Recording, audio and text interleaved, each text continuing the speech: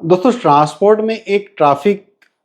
Department है और कई-कई बड़ी कंपनीज़ के अंदर एक ट्रैफ़िक डिपार्टमेंट के अंदर 4-5 लोग भी होते हैं।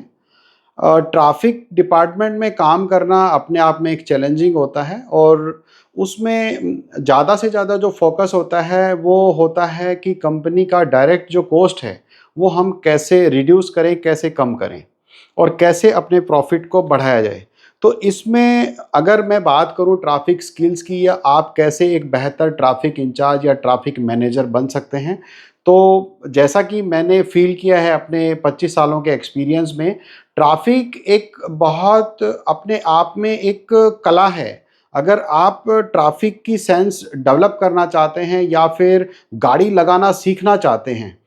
तो उसके अंदर सबसे पहले ये कीजिए कि आपके पास में डाटा बहुत इम्पोर्टेंट है। कि आपको एक छोटा-सा मैं एग्ज़ाम्पल देता हूँ कि जैसे हम लोग एक एनसीआर एरिया की बात करते हैं, तो एनसीआर एरिया में जयपुर से लेके और अप टू द हरियाणा तक जो भी एरिया आते हैं, जस्ट लाइक जयपुर के बाद में आप केशवाना है, अलवर है, भिवाड़ी है, पर्टिकुलर दिल्ली है, सोनीपत है, फरीदाबाद है, गुड़गाँव, आस-पास के जितने भी लोकेशंस हैं, वो सारे लोकेशंस पे कहीं न कहीं आपको एक गाड़ी की अगर रिक्वायरमेंट है, जैसे कि मैं एक एग्ज़ाम्पल देता हूँ, अगर आप जिस किसी भी एजेंट के पास में जो उसका मजबूत जो पार्ट है, वो अगर हरियाणा के लिए है, अगर आप उसी ब्रोकर के पास में जयपुर की भी गाड़ी फाइंड करना चाह रहे हो या जयपुर का भी रेट पूछ रहे हो, तो डेफ़िनेटली 2-4 हज़ार रुपए उसका रेट ज़्यादा होगा। तो यहाँ पर क्या है, एक तो आपके पास में सबसे इम्पोर्टेंट है कि ऐसा एक प्रॉपर डेटा होना चाहिए आपके एरिया का। आप चाहे मुंबई में हो, वापी में हो, बड़ौदा में हो, अहमदाबाद में हो, दिल्ली में हो, इंदौर में हो, बैंगलोर में हो, हैदराबाद में, कहीं भी हो, आप अगर ट्रैफ़िक में हो, तो आपके पास लोकल एरिया के एजेंट का प्रॉपर डेटा होना चाहिए कि जस्ट कोई भी लोकेशन, चाहे वो नॉर्थ है, साउथ है, ईस्ट है, वेस्ट है, कोई भी लोकेशन का आपको अगर गाड़ी की रिक्वायरमेंट है, तो आपके पास प्रॉपर लोकल, खाली डायरेक्टरी से बात कर लेना किसी के पास में, this is not a sufficient thing. आपको एक टाइम तो लगेगा, हो सकता है साल 2 साल लगता है उन चीज़ों को समझने में, आप किसी एरिया में अगर नए भी गए हैं तो। हर एक एरिया पे आप काम कीजिए और उसमें ये चीज़ समझिए कि कौन-सा ऐसा एजेंट है जो इस पर्टिकुलर डेस्टिनेशन की गाड़ी को प्रॉपर बेटर तरीके से देता है। उसके बाद जैसा कि एक एग्ज़ाम्पल ले लेता हूँ मैं, जैसा मैंने कहा कि जयपुर के लिए, तो अगर कोई हम मुंबई के अंदर एक लोकेशन पे बैठे हैं, जैसे कि हम लोग अब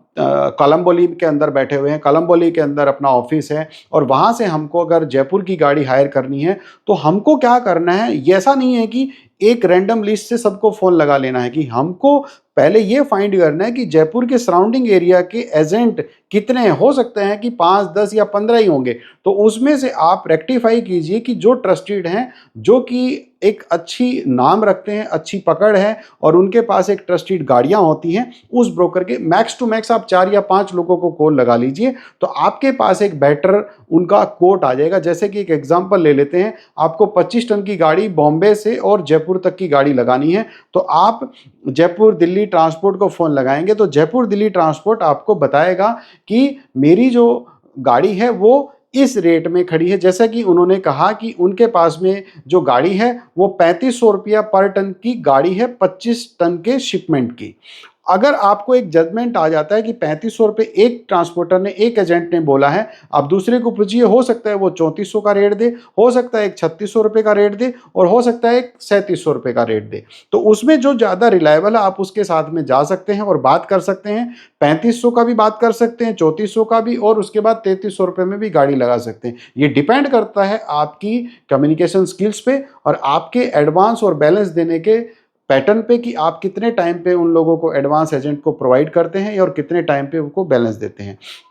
तो ये छोटी-छोटी ट्रिक्स हैं जिससे कि आप अपनी ट्रैफ़िक स्किल्स को बेहतर कर सकते हैं और आप इस तरह से नेगोशिएट करके एजेंट के साथ में, मल्टीपल एजेंट्स के साथ बात ज़रूर कीजिए आपके एक शिपमेंट के लिए। एटलीस्ट आपको 30 मिनट्स, आपको एक every each and every inquiry के ऊपर आपको उसकी कॉलिंग करनी चाहिए। अगर आपके पास में बहुत ज़्यादा काम है, तो आपके पास मल्टीपल्स स्टाफ होंगे और मल्टीपल्स ट्रैफिक इंचार्ज होंगे, लेकिन फिर भी अगर आपके पास में आप जल्दी से उसको फिनिश कर लेते हैं तो आपको इतना टाइम तो उसमें देना ही पड़ेगा, ज़्यादा नहीं तो मिनिमम 15 टू 30 मिनट्स आपको एक इंक्वायरी को फाइंड करने में बेटर। अगर आप बहुत ज़्यादा जल्दी करेंगे कि जैसे कि आपने 2 ब्रोकर को फटाक से फ़ोन लगाया और उसके बाद में रेट कोट कर दिया, जैसा कि एक एग्जांपल के तौर पे आपने 3500 रुपये का रेट जयपुर बॉम्बे टू जयपुर का आपने फाइंड कर लिया कि इतनी ही कॉस्टिंग होगी, और उसके बाद में आपने फटाक से कस्टमर को रेट दे दिया अपना प्रॉफिट मार्जिन पकड़ के, और कस्टमर को आपने अगर रेट दिया और कस्टमर कहता है आपका तो रेट बहुत ज़्यादा है, तो दूसरा जो और कंपैरेटिवली आपके साथ में जो कंपटीटिव ट्रांसपोर्टर है वो हो सकता है कि उसी रेट को 3200 रुपये पर टन तक फाइंड कर सकता है, क्योंकि उसने उस पर्टिकुलर शिपमेंट पे पर्टिकुलर उस स्टेशन पे उसने काफ़ी वर्किंग किया है। मे भी हो सकता है उसने आधा घंटा स्पेंड किया होगा, और अच्छे अच्छे जो ब्रोकर हैं जो बेटर गाड़ी दे सकते हैं, जो बेटर कॉस्टिंग दे सकते हैं, ऐसे ब्रोकर के साथ उन्होंने बात की होगी और वो आपकी डील को क्रैक कर जाते हैं और आप देखते रह जाते हैं। तो इस तरह से एक ट्रैफिक स्किल्स आप सीख सकते हैं, और ऐसी ट्रैफिक स्किल्स आप सीख करके आपकी कॉस्ट को कम कर सकते हैं और आपके प्रॉफिट को बढ़ा सकते हैं और आपके बिजनेस को भी इंप्रूव कर सकते हैं। तो साथ में जुड़े रहिए और देखते रहिए, अगली वीडियो में बने रहिए मेरे साथ में। जय हिंद दोस्तों।